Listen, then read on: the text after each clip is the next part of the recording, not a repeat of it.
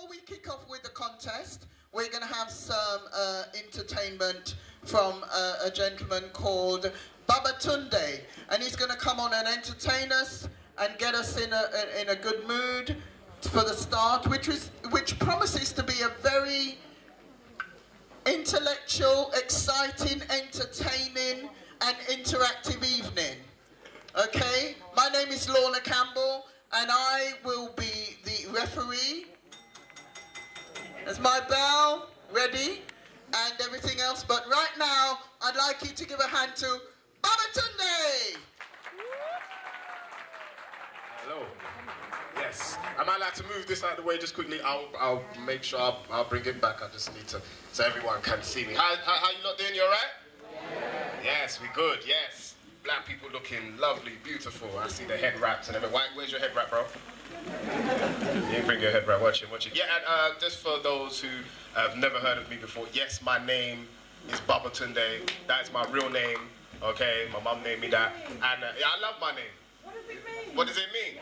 The name means the Father has returned. You see, yes. Yes, powerful name. And there's a reason to why I'm named that. Basically, in my culture, I'm Yoruba, I'm Nigerian. Basically, I'm the first boy born after my granddad died, so Babatunde, the Father has returned. Yeah. You see that? Yes. I'm Simba, basically, that's what that means. You see the circle of life, you see that, bro. Lion King. What's a roadman doing promoting a comedy show? Roadman don't laugh. No. When's the last time you seen a roadman laugh? This is how roadmen laugh. Roadmen don't laugh, they acknowledge that something is funny. Yeah. It's a big difference. They don't laugh, they just acknowledge. This is how roadmen laugh. They be like this, they be like this. Yeah, that's funny stuff. We have, get ready, get ready, get ready. Who do we have in the red corner? We have Prophet Kwaku.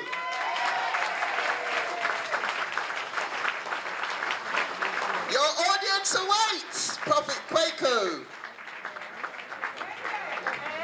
Yeah.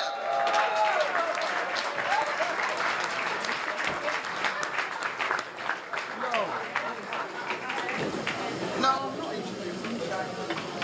Dr. X in the green corner. Please come and take your place.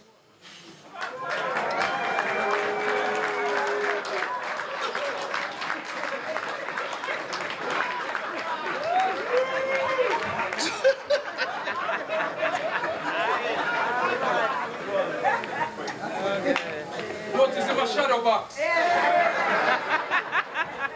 Okay, so welcome. I'd like to welcome you to the first War of Words. My name is Lorna, as I said before, and today it's a privilege to be here in the capacity as referee. And I will referee, and I will disqualify, and I will give penalties. I'd like to thank you all. I'd like to thank you all for your attendance. I'd like to acknowledge and thank the sponsors of this event. Piers Cuisine, Kingsley Shipping, Legacy Preservation, Genesis Radio and Galaxy Radio. Give them a round of applause, please.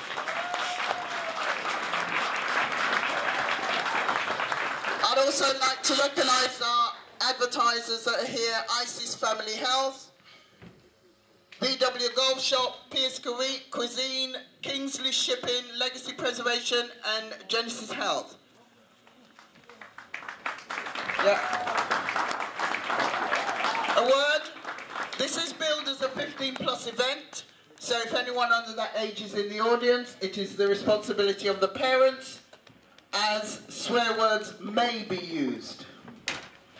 This contest is to establish the winner in a debate on the question, are we black or African? In the green corner, the Ghetto-ologist, Dr. X. Dr. X is a black social and political commentator, a self-titled Ghetto-ologist, first appearing as a radio DJ on Genesis FM, which became a platform for his no-holds-barred approach and unique analysis, where his uncensored style garnered him serious urban attention.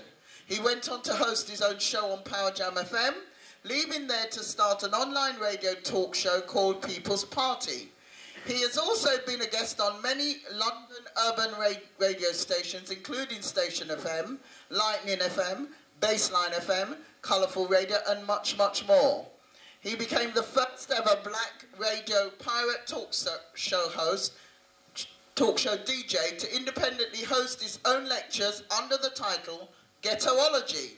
He has spoken to live audience across London and community centres and also in colleges on such topics as rap music, drugs, religion, guns in the community, relationships and other socially related topics. He met Lee Jasper when Lee attended one of his lectures and they went on to form a socio-political friendship. Dr. X has appeared on various national TV documentaries such as Channel Pirate and Channel 4. African versus Caribbeans, Channel 4, The Trouble with Black Men, BBC 2. He has been interviewed on current affairs programmes such as Richard Littlejohn, Sky, Kilroy, BBC 1, London Tonight, ITV, Sky News, BBC News, and Radio 5 Live with Nicky Campbell. X has also worked as a youth worker for many years. This has helped him stay in touch with young people. He's also been a recording artist with extensive knowledge of the music industry.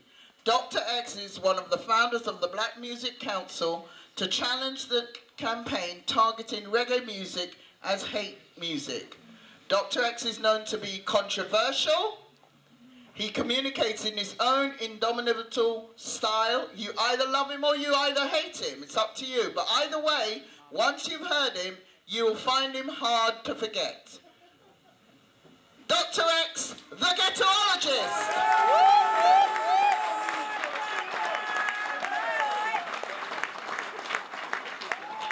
And in the red corner we have Kwaku Bonsu, affectionately known as Prophet Kwaku, given the name by listeners on his historical Nubian Forum talk show on Power Jam.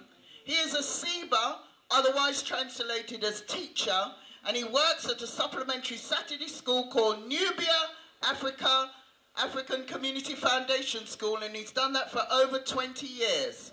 Whilst he has not studied in any known European university, he has been asked to lecture at a number of universities such as Brunel and Hatfield on African history. He's also well known as a stand-up comedian. He's known for his straight talking and Afrocentric point of view. And he now has a spot on Galaxy Radio on Sundays 12 till 3 and is very much involved with the Justice for Cherry Gross with his cousin Lee Lawrence. Give it up for Prophet Kwaku.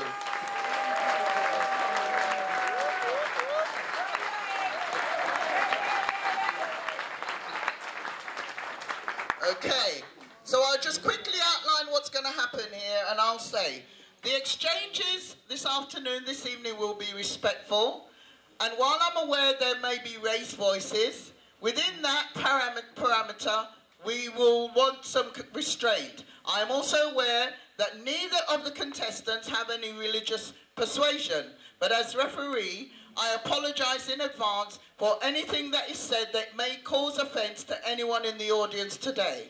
I expect and I anticipate an intellectual, stimulating and entertaining evening. So what will happen? In rounds 1 and 2, there will be 5 rounds. In rounds 1 and 2, both contestants each will give a 30-minute presentation. So, talk about this food that me and this brother had, yeah?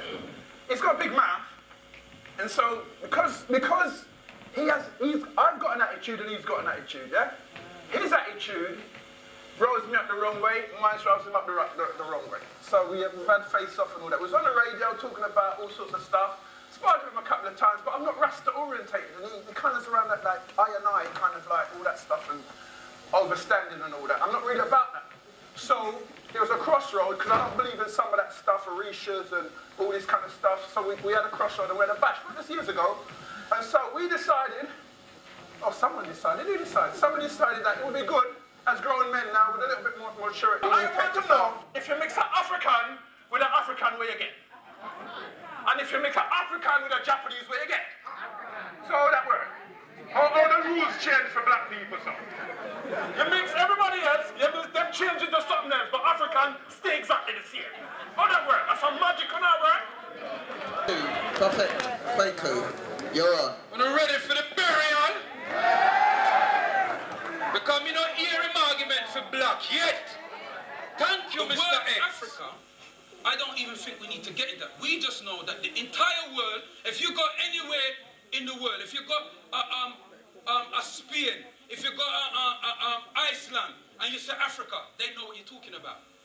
But if you go and say black, oh, you mean black people? Yeah, there's some black people over there, some black people over there. You got to identify yourself with a landmass. Everybody on the planet knows this place is called Africa. So that's what I'm dealing with. I'm an African. I'm an African descendant. Now, Angel Town or whatever, that's what you mean. Like, and great people come from there. You can't, like it's a superior thing, like we're better than that. Most of the great men came from ghettos, because that's where over all the black people were.